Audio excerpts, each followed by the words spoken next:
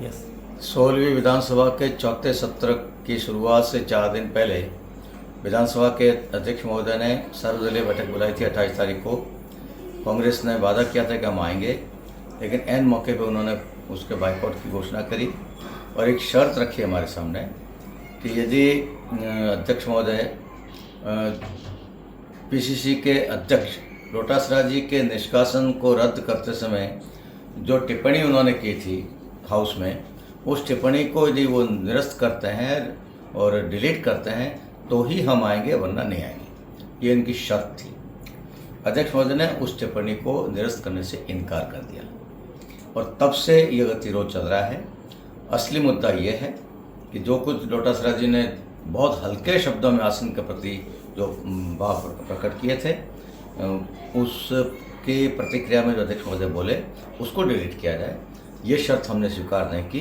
तब से कांग्रेस हमारा विरोध कर रही है, अध्यक्ष महोदय का विरोध कर रही है, बहाने ढूंढ रही है वो किसी न किसी बात, कभी कैमरे के बहाने, कभी बोलने नहीं देने के बहाने, कभी माइक बंद होने के बहाने, कुछ न कुछ बहाना करके वो कर रहे हैं। लेकिन असली मुद्दा ये है कि जो कुछ डोटासरा जी ने हल्के शब्दों का प्रयोग किया था स्पीकर के खिलाफ, उस पर की गई टिप्पणी को डिलीट करवाना चाह रहे हैं।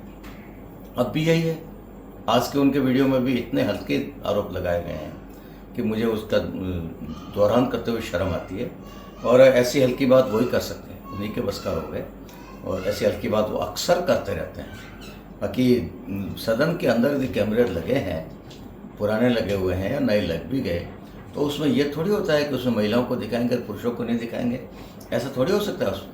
लेकिन डोटासरा जी ऐसी बात कह सकते हैं, वो उनका अपना सोचना है।